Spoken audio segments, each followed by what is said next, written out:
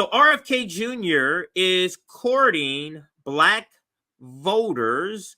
Here is the video. This is from CNN Politics, Inside Politics with Dana Bash. A growing number of black voters weighing their options for 2024, taking a close look at the third-party candidates who may be on the ballot.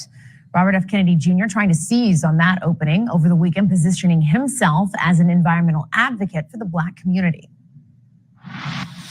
4 out of every 5 toxic waste dumps in America is in a black neighborhood. The highest concentration of toxic waste dumps in America is the south side of Chicago. The most contaminated zip code in California is East LA. The largest toxic waste dump in this country is Mobile, Alabama, which is 85% black. And the issues of pollution impact black communities probably worse than any other. CNN's Eva McKinn is joining us now at the table. Jeff Zeleny is still here with us. Eva, I want to start first with you because you were with RFK Jr. over the weekend in New York as he made his pitch to black voters. And I'm so curious what your observations were. You know, whether they like it or not, Democrats, I think, are starting to realize that Kennedy is going to be a factor in this contest. The most recent NBC News poll saying that 34% of voters would consider voting for Kennedy.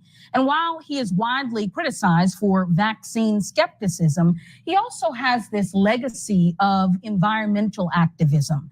And so he's leaning on that in his pitch to black voters, as well as his family legacy of civil rights.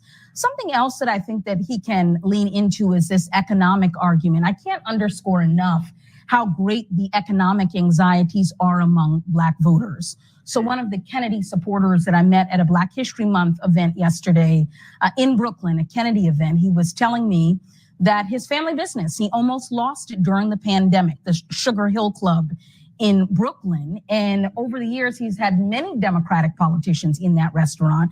And he felt like he couldn't lean on them when he needed them most in order to gain some access, some resources. Mm-hmm. And so this is what Kennedy is trying to appeal to, some of the vulnerabilities that Democrats have right now. And Jeff, you were with him when he did his launch event. You covered that. So you've also seen the crowds kind of react to him. There's kind of this conventional wisdom. I think, is he even, he's not even, going to do that much. He won't make that much of a difference. And yet, when it could come down to these handful of states and really small margins, that could impact Biden, really. For sure. I mean, third-party candidates are always a factor. They certainly were in 2016, but this is a different magnitude of that because it's a third-party candidate with a famous last name, really the gold-plated name, still in Democratic politics to this day. So it's been interesting to watch both the DNC and the Biden campaign initially ignore him entirely, right, and now really starting to focus on beginning a strategy to really identify him and define him and remind people who may only remember about the environmental activism or the famous name, remind him of other things he said. One of his challenges, I think, will be on foreign policy. Actually, I mean, that is a huge a factor that's driving a lot of young voters and progressive voters, how he stands on that. But I think we are going to see negative ads against him, trying to define him in such a way to keep his number down, because that is a huge challenge for President Biden. There was a mobile billboard outside of the event yesterday from the DNC. They also released a statement saying that it's outrageous and offensive that Robert F. Kennedy Jr.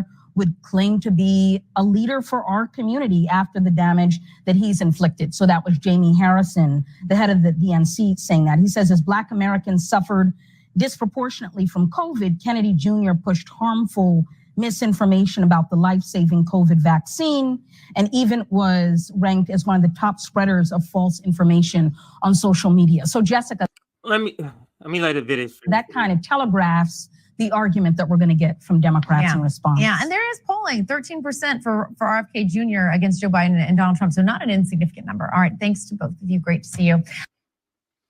Case study took a snapshot of that last part of that video. So let's put the graphic up here. This is just among Black voters, okay? This is the polling.